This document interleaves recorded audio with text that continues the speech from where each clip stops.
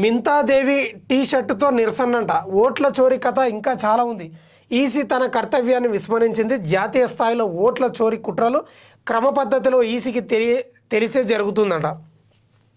మేము రాజ్యాంగాన్ని రక్షిస్తున్నాం, పోరాటం కొనసాగిస్తాం, వెనక్కి తగ్గేదే లేదంటుంది. పార్లమెంట్ హౌస్ కాంప్లెక్స్లో నిరసన కార్యక్రమంలో రాహుల్ గాంధీ, ప్రియాంకతో సహా ప్రతిపక్ష ఎంపీలు బీహార్ ఓటర్ ఫోటోతో టీషర్ట్లు ధరించి ధర్నానంట. ఇక ఓట్లకు సంబంధించి వాళ్ళు బీభత్సంగా ధర్నాలు అవి చేస్తున్నారు. గణాంకాలతో సిద్ధంగా ఉండండి, ఓటర్ల జాబితాపై సందేహాలు నివృత్తి చేయాలి. ఈసీకి సుప్రీంకోర్టు ఆదేశం అంట. ఆధార్ ప్రామాణికం కాదు, పౌరసత్వ ధృవీకరణపై సుప్రీం స్పష్టీకరణ. ఈసీ నిర్ణయానికి సమర్థనంట. ఆధారు, పాన్ కార్డు ఇవి అవి ధృవీకరణకు అవి ఆధారం కాదంట. నేను దేశ పౌరుని చెప్పుకోవడానికి ఆధారం కాదంట సుప్రీంకోర్టు చెప్తుంది. ఒకసారికి చూద్దాం మనం. ఈ మింతాదేవి టీషర్ట్తో నిరసన అంట. ఒకసారి ఏది 9లో ఉంది.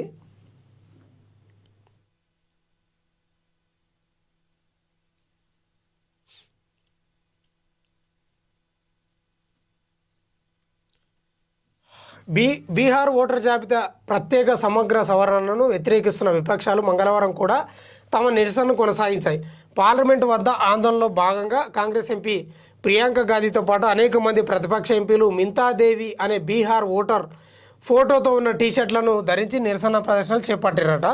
కాంగ్రెస్ చీఫ్ మల్లికార్జున ఖర్గే, సోనియా గాంధీ ఇతర ప్రతిపక్ష ఎంపీలు ఈ కార్యక్రమానికి హాజరయ్యారు. ఓట్ల చోరీ అంశానికి సంబంధించి ప్రజెంటేషన్లో భాగంగా బీహార్కు చెందిన మింతాదేవి గురించి ప్రస్తావించారు. ఓటర్ జాబితాలో ఆమె వయసు 124 ఏళ్లుగా ముద్రించారట. ప్రపంచంలోనే అత్యంత వృద్ధ మహిళ వయసు కంటే మింతాదేవి వయసు ఎక్కువ అని తెలిపారు.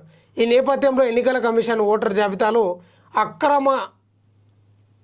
అక్రమాలకు ఇది ఒక నిదర్శనం అని పేర్కొంటూ విపక్ష పార్టీలు ఆందోళన చేపట్టినాయంట. మింతాదేవి అనే ఒక ఓటర్కు 124 ఏళ్ళు చూపించారంట ఓటర్ కార్డులో. రికార్డే కొట్టింది, ఆమె బద్దలు కొట్టింది రికార్డు. ఇది కూడా చదువుతాం ఒకసారి.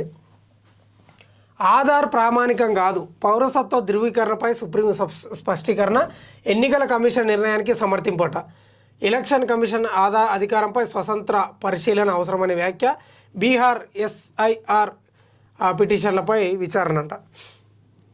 పౌరసత్వానికి నిశ్చయాత్మక రుజువు లేదా ధృవీకరణ పత్రంగా ఆధార్ను పరిగణించలేమన్న భారత ఎన్నికల సంఘం వైఖరిని సుప్రీంకోర్టు సమర్థించింది. అయితే ఈ అంశంలో ఈసీఐ నిర్ణయం పట్ల స్వతంత్ర పరిశీలన అవసరమని పేర్కొంది. బీహార్లో ఓటర్ల జాబితా ప్రత్యేక సమగ్ర సవరణకు వ్యతిరేకంగా దాఖలైన పిటిషన్ల విచారణ సందర్భంగా జస్టిస్ సూర్యకాంత్ నేతృత్వంలోని బెంచ్ మంగళవారం ఈ మేరకు వ్యాఖ్యానించింది. ఆధార్ ప్రామాణికం గురించి ఈసీఐ చెబుతున్నది సరైనదే, అయితే దానిని ధృవీకరించాల్సి ఉంది. ఇందుకు ఈసీఐకి ఆ అధికారం ఉందా అన్న అంశాన్ని మొదటిగా నిర్ణయించాలి. ఒకవేళ ఈసీకి ఆ అధికారం లేకపోతే ఏ సమస్య ఉత్పన్నం కాదు, కానీ వారికి అధికారం ఉంటే మాత్రం అనేక సమస్యలు ఎదురవుతాయి అని సుప్రీం ధర్మాసనం వ్యాఖ్యానించింది. ఈసీఐ నిర్ణయం వల్ల అనేక మంది ఓటర్లు జాబితా నుంచి తొలగిపోయే ప్రమాదం ఉందని పిటిషనర్ తరపు హాజరైన కపిల్ సిబాల్ వాదించారు. ముఖ్యంగా సరైన పత్రాలు సమర్పించని వారి ఓట్లు పోతాయని అన్నారు. 2003లో జాబితాలో చేరిన ఓటర్లు సైతం తాజాగా పత్రాలు సమర్పించాల్సి వస్తుందని తెలిపారు. ఒకవేళ సమర్పించకపోతే ఓటు హక్కు కోల్పోతారని పేర్కొన్నారు. ఎన్నికల కమిషన్ డేటా ప్రకారం 7.24 కోట్ల మంది పత్రాలను సమర్పించినట్లు కపిల్ సిబిల్ ఇంకా 65 లక్షల మంది పేర్లను ఓటర్ జాబితా నుంచి తొలగించారని ఆరోపించారట. వీరందరిపైన సరైన విచారణ చేపట్టకుండానే మరణాలు, వలస పేరిట తొలగించారని అన్నారు. ఎలాంటి సర్వే చేపట్టలేదని ఈసీ సైతం అఫిడవిట్ దాఖలు చేసిందని ధర్మాసనం దృష్టికి తెచ్చారు.